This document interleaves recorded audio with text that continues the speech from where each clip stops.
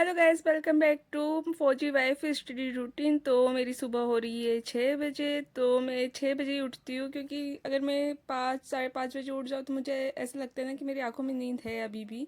इसलिए मैं 6 बजे उठती हूँ और कंफर्टेबल थोड़ा फील करती हूँ।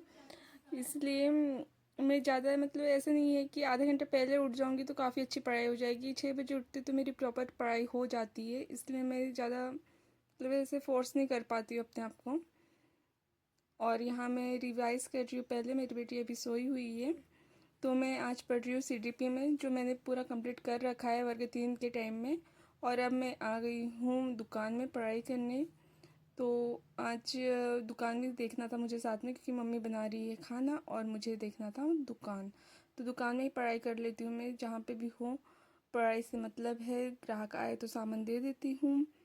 और कुछ ऐसे मैं नोट्स भी अपने साथ में बना रही हूँ। ये एनसीईआरटी के नोट्स हैं मैथ्स के। तो इसमें मैं पढ़ रही थी अध्याय 2 भिन्न एवं दशमलव, क्लास 7th का।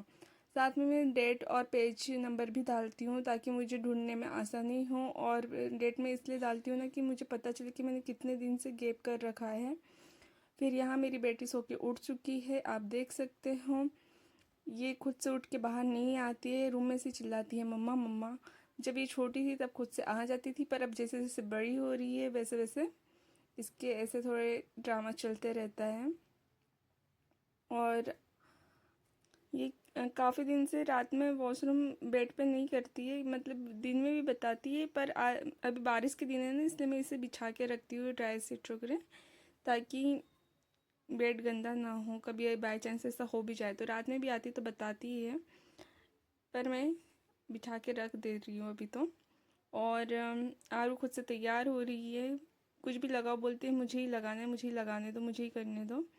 फिर इसे ऐसे जल्दी जल्दी तैयार करना होता है। और लंच में रोज़ ही आलू फ्राई किए हुए ले जाती है, साथ में पराठा या पूरी ले जाती है। इसके अलावा इसे और कुछ दो तो उतने सही से खाती भी नहीं है। एक दिन मैंने उपमा बांधा था और साथ में पराठे भी रखे थे, तो पराठे ही खाए इसने।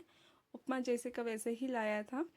तो ये अभी जो प्रॉपर खा रही है, इसलिए मैं इसे वही दे दे रही हूँ कि ठीक है तुम अभी इससे मन भर लो, फिर जब इससे मन भर जाएगा तब कुछ और दे दूँगी मैं तुम्हें, इस तरीके से। तो इसका ऐसे तैयार होना भी चल रहा है। और ये थोड़ा बहुत नाश्ता भी मैं इसे घर पे करवा देती हूँ, साथ में कभी दूध पी, इसे दूध ज़्यादा पसंद नहीं है तो कभी पिलाती हूँ कभी नहीं पिलाती हूँ। और जो नए चैनल पे है मेरे, मैं उन्हें बता दूँ, ये मेरी बेटी है आर्य, ये 3.5 साल की, पौने 4 साल की हो गई है अब। और ये नर्सरी क्लास में अभी मैंने इसका एडमिशन करवाया हुआ है। और अब मैं इसे साथ में नाश्ता भी करवा रही हूँ। और इसे नाश्ता ना बहुत बातें बता बता के करवाना पड़ता है। या तो फिर टीवी देखती है ना, तो बहुत टाइम लगा देती है खाने के लिए। और मोबाइल तो मैं इसे देती ही नहीं हूँ खाना खाते वक्त। अगर मोबाइल दे देते हैं ना तो मुंह में ही रखती है। और इसे बोलते हैं ना चबाओ तो, या जल्दी जल्दी चबाओ, तो बोलती है कि अभी तो मुंह में है मम्मा, कैसे करूँ मैं, जल्दी जल्दी कैसे खाऊं, ऐसा बोलती है। इसलिए इसे बातें बता के ही खाना खिलवाना सही लगता है मुझे, जल्दी जल्दी खा लेती है ये। और आरू अभी स्कूल जा चुकी है, तो मैं फिर से दुकान में नहा धो के रेडी हो के बैठ गई हूँ पढ़ने के लिए। और हमारी दुकान में बच्चों के लिए ज़्यादा सामान है, तो बच्चे अभी सुबह के टाइम स्कूल चले जाते, तो दोपहर में काफ़ी कम बच्चे आते हैं। तो ज़्यादातर बच्चों का ही सामान रखा हुआ है अभी तो हमने। और थोड़ा जनरल का भी है, चूड़ियाँ भी रखी हुई है। जिनको भी टीचर्स की एग्ज़ाम देना है उनको एनसीईआरटी पढ़ना एकदम कंपलसरी है। वर्ग 3 में मैंने यही गलती की थी कि मैंने एनसीईआरटी कवर नहीं की थी। ऐसा हुआ था कि सिलेबस चेंज हो गया, और मुझे लग रहा था कि मैंने बैच का तो जनवरी से पढ़ते हुए आ रही हूँ मैं, जून तक कवर किया मैंने, जून जुलाई तक पूरा बैच भी कंप्लीट हो गया था। तो मुझे लग रहा था एनसीईआरटी की अलग से ज़रूरत ही क्या है मुझे, पर ये मेरी सबसे बड़ी गलतफहमी रही।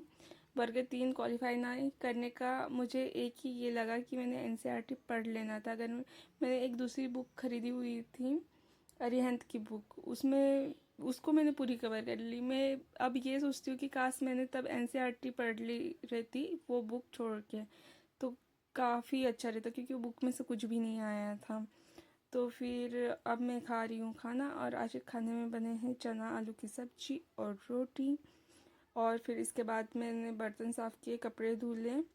और फिर आरू आ गई थी घर पे, 4 बजे आती है, उसके लिए हलवा बना हुआ था, तो फिर हम सब ने हलवा खाया। आरू को लड्डू खाना था, लड्डू ख़त्म हो गए थे बेसन के, तो फिर मम्मी ने इसके लिए हलवा बनाया। और अब हम लोग बना रहे हैं घर साबुन से।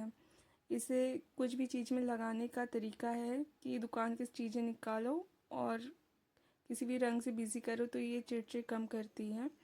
आप लोगों को मेरा ब्लॉग पसंद आया हो तो प्लीज़ ब्लॉग को लाइक करिएगा, चैनल को सब्सक्राइब करिएगा, और कुछ पूछना हो तो प्लीज़ कमेंट करिएगा। Thank you for watching, bye bye, मिलते हैं कल के ब्लॉग में।